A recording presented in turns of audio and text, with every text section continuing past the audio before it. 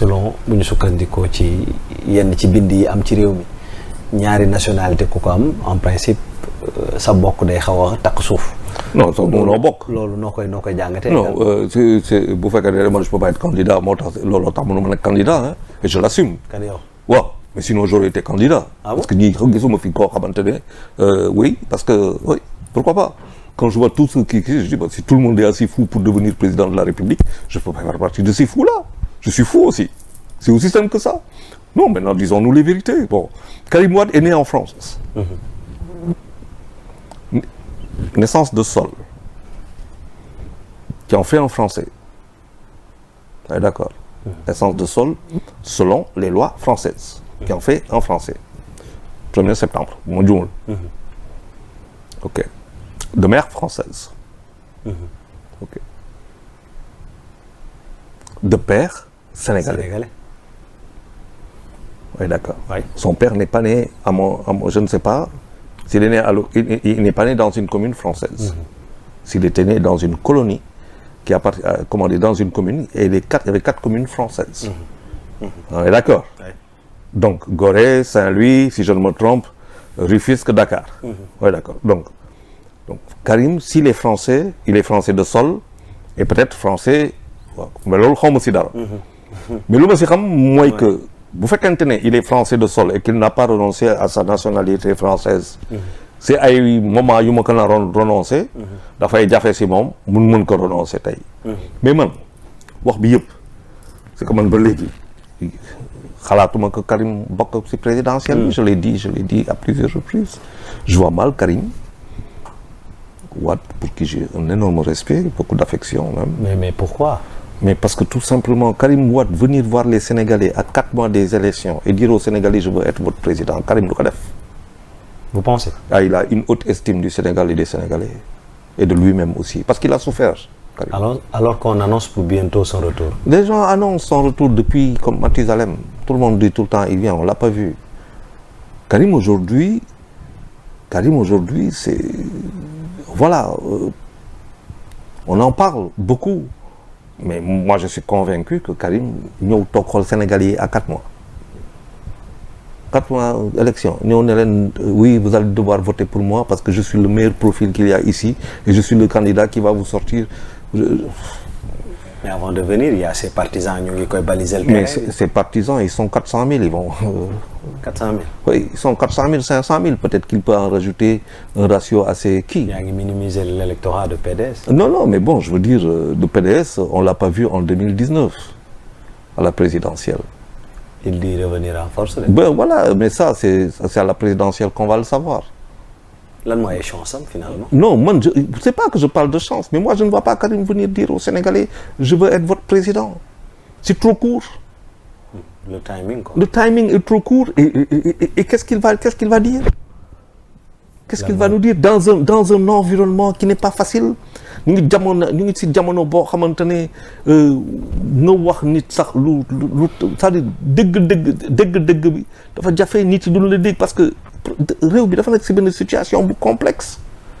Le prochain président de la République mais kooku ay problème rek lay dund. parce que c'est difficile. bu fekkente ne prochain président bu fekkente ne il est issu de la majorité actuelle mais le pays avec la recrudescence maanaam migration pas clandestine autant pour moi irrégulière problème mu jeunes yi ak loolu yëpp mais boo amul réponse immédiate ci loolu mais loolu vague buy ñëw dal sa kaw la bu fekkente ne keneen moo ñëw jël te amoo réponse appropriée peut-être que dina la boo bokkul si l'actuel appareil le régime boo bokkul si ñoom peut-être que nit ñi mën la toog mën la ay quelques mois nga téye ñoo war a téye tëj ñoo war a tëj par exemple la vindicte populaire ñëpp kontaan mais au bout de quelque temps les gens vont te dire bon ok maintenant il faut régler nos problèmes dans un environnement sous-régional pas du tout évident tubaab yi kii c'est-à-dire on a tellement de problèmes yoo xamante ne moi je donne président si jamono yi après Macky Sall mais lu gën a metti amul du ko. justement lan moo war a nekk la réponse immédiate bi nga xam te ni le prochain président war na ko teg ci table bi wala teg ko ci loxo sénégalais yi. fu mu ne nii déjà président Macky Sall bi du dem bu fekkente ne orientation budget bu dëgër mu war parce que ce sont magistère lañ koy voté octobre novembre ñu voté budget bu fekkente ne teg nañu lu am maanaa si wàllu jeunesse et ambitieux parce que il faudra beaucoup d'argent avec des programmes yoo xamante ne sur le terrain nit ñi mën a gis nit ñi mën a xool nit ñi mën a changer avec un programme keneen ki ñëw nag président yóbbu ko quinquennal triennal moo xam pour yóbbu ko bu dee président mën na impulser loolu mais bu dee loolu amul le prochain président qui arrive il va vivre des moments extrêmement difficiles au point où les gens vont regretter Macky Sall et je lui dis déjà ça. Ah oui, ce que je vois venir man mooy dans cet environnement civilisationnel en plein doute là et sous-région bi di boy et c'est pas pour rien que mu am lu am c'est pas facile de. Oui, c'est pas facile et lan mooy expliquer également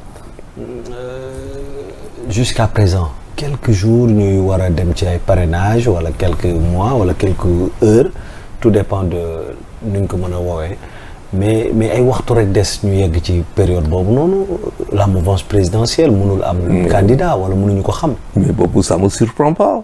Pourquoi? Parce que ça me surprend pas. Le président était parti sur 4 personnes 5 personnes après ñu dem 11 personnes l'éclatement même waxuma la sax Benno Bokk Yaakaar mais éclatement même de l'APR président xam que bu waxee nit ñi di gën a dëgëral nii man damay bokk par force man buñ ma kii damay def lii damay def lii damay def lii. ay sorties récemment. waaw y a des sorties assumées. Des sorties assumées. Donc ces sorties assumées c'est pour dire au président de la République bon voilà juum nga fii peut-être xëy na juum nga une fois juum nga 2 fois mais troisième bi boo juumee mii da ngay tas mbir bi. te boo ko tasee bon chacun assume muy assumer donc président xam na loolu. Donc, à partir du moment où il prend la décision de manière immédiate, avec tout ce qui se passe là, donc qu'est-ce qu'il va faire? Il va se donner du temps supplémentaire. Mais ça veut dire, les observateurs le savaient. Le président, tout ce qui est en train de se faire là n'était pas préparé. Donc, ça veut dire quoi? C'est improvisé là. Waouh, mais bon, ça montre beaucoup de choses.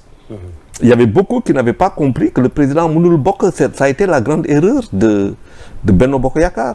Il fallait travailler sur un plan B avec la non-participation du président au prochain joute présidentiel. L'erreur stratégique, elle est de ce côté. C'est une erreur stratégique. Ouais. Mais parce que c'est que président le bokk théoriser wax ko théoriser ko teg ko ci kaw table bi toog di xool nii ne pourquoi mënul bokk ñoom ba bëgg a toog ni par force day bokk mais écoute bokkul. Donc du coup personne n'était préparé à ça et comme on n'est pas préparé à ça ben mu indi loolu donc président dina xaar le moment opportun pour toujours rester maître à bord aussi parce que tant que décidé wul c'est le patron. bés bu décidé. nekkatu ko. kon moment bu décisif lañ nekk ni ci. donc mais le président quelque part aussi dans sa tête. xam na lan mooy président ñeneen ñi ñoo ko xamul moom jaar na si. parce que déjà beaucoup de candidatures. Oui, mais combien de présidentiables? Beaucoup de candidatures, mais combien de présidentiables? Le président sait c'est quoi être un président de la République. Mais de décrédibiliser le poste là. Mais xam nga ñun dañuy foo ak loo xamante ni moo dafa mel na nga jël avion teg si pilote. ñu ne le pilote bi si biir avion bi lay jàng dawal avion. si biir avion lay jàng dawal avion. On se rappelle quand Abdoulaye Wade Maître Wade a pris le pouvoir, des tâtonnements. Ay dara fekk ñu ko fii patati patata jusqu'à ce que il y ait eu quelques rencontres, quelques informations de données pour ñu xam ñu ne ba xaalis baa ngi fi alhamdulilah rabbil alamin ñu ne on a trouvé de quoi faire. Mais au début c'était le tâtonnement. Quand le président Macky Sall est venu, mais ñun ñi doon toog tellement sur la reddition des comptes. 1 an 2 ans affaire boobu nekk suñu nopp de 2012 ba 2015.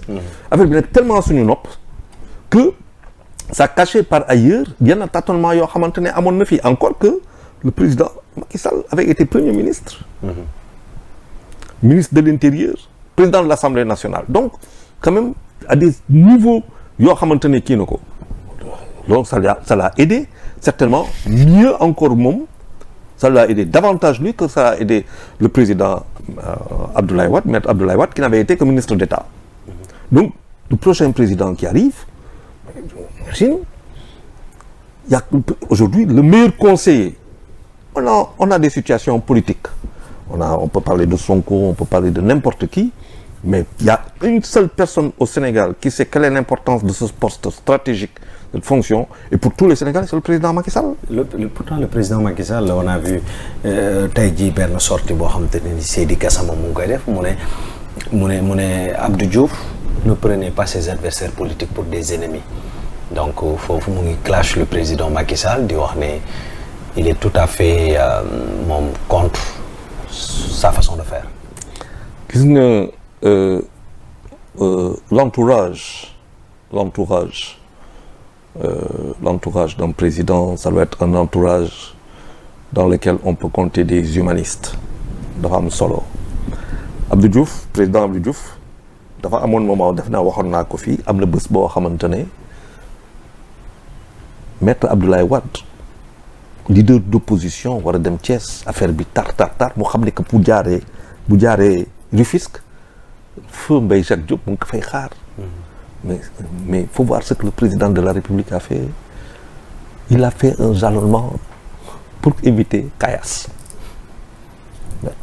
Président de la République, Abdou Diouf, créer les conditions pour que maître Abdoulaye Wade puisse passer Rufisque et arriver sans qu'il y ait casse. C'est dire l'importance boo xamante ne de chef d'État, un homme d'État da koy jox sécurité wu réew. N'est-ce pas? Parce que boobu dara bu xew daroon Abdoulaye Wade rek dëkk bi jaxasoo. Donc qu'est-ce qui a amené le président de la République? Quels sont les conseils yoo xamante ne teg nañ ko ban jeu politique lañ def ba nga xamante ne gisatuñu intérêt Sénégal dañu gis intérêt du moment, intérêt des personnes. Et ça malheureusement sous le magistère du président Macky Sall loolu dafa bokk ci lu ko gaañ. D'accord. Parce que tey xam nga lan moo gën a metti tey on demande à des Sénégalais de choisir entre des gens qui n'ont pas maille à partir avec la justice pour des idéaux ak yu demee noonu mais parce que kii il a fallu ñu dem voter Assemblée nationale pour que mu mun a bokk si kaw lan dañ ko tëjoon kaso ñu ne xaalis koppar ñu ne doomu ancien président CREI ñu ne koppar Ousmane Sonko ñuy wax ay affaire u mœurs et des gens qui peuvent nous diriger. Donc ça montre quand même que on fait parfois des choses, on insulte l'avenir. Pour man daal bon, Sénégalais ñun on revient à ce qu'on s'est dit au début quoi. Oui. Notre formatage. Voilà quoi, les projections qu'on doit faire. Loolu yëpp bu ñu ko defoon tey duñu am problème yëpp. Surtout ça. Mais déjà problème yu bëri situation politique bi ñuy wax ne mu ngi en ébullition. Parce que multiplicité candidature xiiroo ŋaayoo donc ñun ndax dañu yegg foo xamante ne nii mën nañ ko woowee pourrissement de l'espace politique. Non c'est clair moi c'est même pas pourrissement de l'espace politique c'est pourrissement de la société sénégalaise. Ah bon? Ah oui pour moi c'est devenu c'est-à-dire su ma la waxee Djibril